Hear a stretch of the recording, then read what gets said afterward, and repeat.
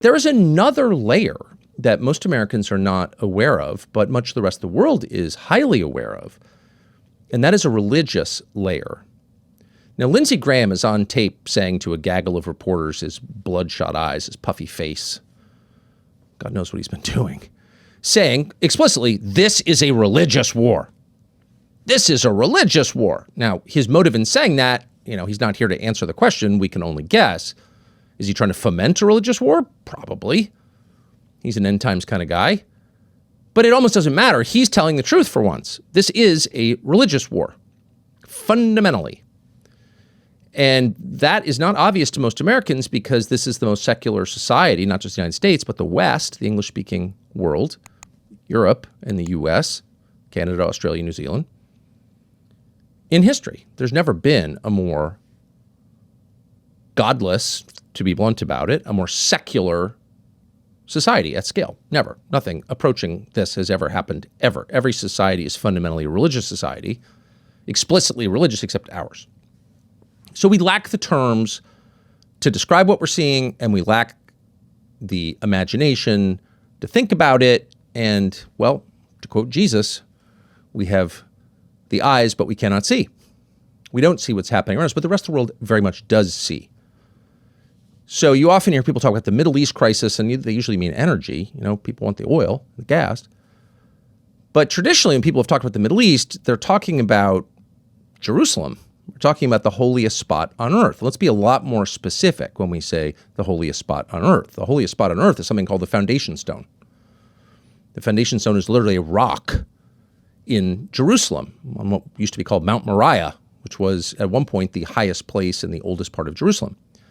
And it's on that spot, on that rock, on that stone, that Jews believe the world began, that the Old Testament, or the Jewish Torah, tells us that Abraham brought Isaac bound to be sacrificed to God. It's on that spot that Muslims believe that the Prophet Muhammad ascended into heaven. And of course, it's right nearby that Christians believe Jesus was crucified and then rose to heaven. So on that spot, or right nearby, a lot has happened. But critically on that spot, because it was the place where Abraham brought Isaac, and again, to American ears, this sounds weird, but to the rest of the world, it's like, yeah, everyone knows this because it's the center of their lives. On that spot, Solomon built his famous temple. Now, in the Torah, it says pretty clearly, and correct me if I'm misreading it, that Jews, followers of God, can only publicly worship God and sacrifice on that spot, in that city, Jerusalem, on that spot. And on that spot was built a temple, the first temple. And that was destroyed by the Babylonians, famously. And then it was rebuilt and later improved by Herod. And it was, at its completion, I think, the largest building, certainly the largest religious building in the ancient world. And it was in that building that Jesus preached, in what we call the Second Temple that Jesus preached, the very center of Judaism, building without which you can't really have Torah Judaism. The religion just sort of didn't work without it. By its own terms, in its own book, it said that.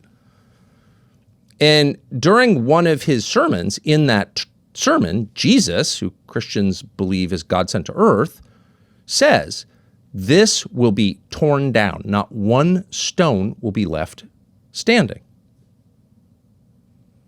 And it was shortly after that that he was put on trial in the middle of the night and tortured to death, crucified. As it happens, so that's the religion. Here's the history. About 35 years later, 37 years later, in that range, in 70 AD, Titus, the emperor, the Roman Empire, got into quite a conflict with the Jews of Judea and Jerusalem. And it's complex and incredibly brutal, but the bottom line was, in AD 70, the Romans besieged Jerusalem, finally broke through the walls, and tore that temple stone from stone, not a single stone left upon another. Really a kind of dedication to destruction that's hard for the modern mind to imagine. We talk about genocide, genocide that. The Romans tried to genocide the Jews for real. and they succeeded in destroying the temple. And with it, Temple Judaism, Torah Judaism. You can't have the religion that existed before AD 70, after AD 70, because there's no temple. And so this has been an open wound for 2,000 years, and certainly understandably, people have wanted to rebuild the temple, to build what they call the third temple, to reestablish this religion at its birthplace. There are a couple problems with this. One, exactly 500 years after Titus destroyed the temple in AD 70, in AD 570, a man called Muhammad was born in Mecca and built one of the world's great religions, the world's second largest religion, as it stands today, in a very short period. His name was Muhammad. He was born in Mecca. He died in nearby Medina. But in the meantime, he built, or inspired the building of, within 50 years of his death, one of the great religious monuments in the world, certainly one of the prettiest, called the Dome of the Rock. And it's in Jerusalem on Moriah, in fact, built over the foundation stone. And if you've ever been to Jerusalem, or if you've ever seen photographs of it, you will remember vividly a gold dome. It's called the Dome of the Rock. Why is it called that? Because there's a rock underneath it, the foundation stone, that is built on the site of the Second Temple. And that's in what's known as the Al-Aqsa complex. There's a mosque next door called the Al-Aqsa Mosque. And that spot is one of three holy places, apparently co-equal holy places, in Islam: Mecca, Medina, Dome of the Rock, Al-Aqsa. So that is at the very center of Judaism. I mean, physically the center of Judaism, that spot, that exact spot over the foundation stone, and Islam. And it has been occupied by a mosque. A mosque has been sitting there since the 7th century, since the late 600s. Amazing. You may be dimly aware of this. Now, why go on at length about this? Because now is the moment, right now, like this week, is the moment that some people, not a huge number, most people, Christians, Jews, Muslims, are not fully aware of all this, but some people are highly aware of it and would like to begin the process of tearing down the Dome of the Rock, tearing down Al-Aqsa Mosque, and rebuilding the Third Temple. Now, there are a lot of things to say about this, about its likelihood, the potential effects of it. But first, just a quick side note on the theology of this from a Christian point of view. Now, it was Jesus who said this temple will be torn down, shocking everyone around him. If it's in the Gospels, it's in at least a couple of the Gospels. And the people who heard it just couldn't believe it. And of course, the people running the temple, the Pharisees and the Sadducees, were gravely offended by it. Why wouldn't they be? But then it happened.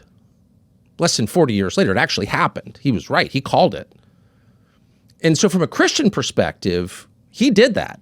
God called for the destruction of the temple. And as Jesus says plainly in the Gospels, I'm the temple. I'm the temple now. The temple will be rebuilt after 3 days. When I'm resurrected, I am the new temple. Says that. But there has been at least one attempt in the last 2,000 years to rebuild a physical third temple. And it happened in the 4th century. And it happened, without getting too far afield, shortly after the death of Constantine. Now, Constantine was the 4th century Roman emperor who converted to Christianity and very famously turned the Roman Empire Christian, thereby spreading Christianity basically instantly across the West, where it's remained, more or less, ever since. That was in the 300s, the 4th century. Now, his nephew became emperor not long after he died, and his name was Julian, referred to very often by Christian historians as Julian the Apostate. And he was an apostate. He was the last non-Christian emperor of Rome, of the Roman Empire. And he had been born a Christian apparently, but he was a fairly enthusiastic pagan, polytheist, and very aggressively opposed to Christianity. And for that reason, Julian the Apostate decided in 363 to rebuild the Third Temple. So it has been tried. For those who are thinking, could this ever happen? Oh, it happened. They tried to rebuild. He spent a ton of money doing it in 363. What happened next? Well, let's read the account of the only attempt ever made at rebuilding the Third Temple, and this comes from a personal friend of Julian the Apostate who wrote it contemporaneously, and we still have it, amazingly, all these years later. I'm quoting, Julian thought to rebuild at an extravagant expense the proud temple once at Jerusalem, and committed this task to Alypius of Antioch. Alypius set vigorously to work and was seconded by a governor of the province. When fearful balls of fire breaking out near the foundations of the building continued their attacks till the workmen, after repeated scorchings, could approach no more. And he gave up the attempt. By the way, just a few months later, Emperor Julian the Apostate was killed. You know what he was killed doing? Invading Iran. Literally invading Iran in 363. Yeah, he was killed doing that. So it was during his invasion of Iran that he decided to rebuild the temple. You can't make this up. And we're not making up. It's real. And by the way, there was an earthquake at the same time. There are many accounts of what happened when they tried to rebuild it. And all of them describe the earth rending and flames coming out. And it all sounds kind of spooky and supernatural. Like it's just too perfect, right? Jesus tears down the temple and begins this new relationship with God directly through him. No need for a building anymore in Jerusalem, a city he went out of his way not to spend the night in, walk over to the Mount of Olives, even after the Last Supper, but whatever. And there's this one attempt by a guy who hates Christianity to rebuild the Third Temple. And by the way, the workmen get burned by fire from the ground at an earthquake. And you can sort of laugh at that if you're a rationalist, a materialist, a modern man, until archaeologists discovered that actually there was a big earthquake in the region, Galilee to Jerusalem in 363. So that actually happened. In any case, why the long history lesson? Because it's not history anymore. It's happening right now. Thanks for watching our YouTube channel. We hope you'll subscribe to it. And by the way, you can hit the little bell on there and get notifications every time we produce a video. We hope you'll do that also.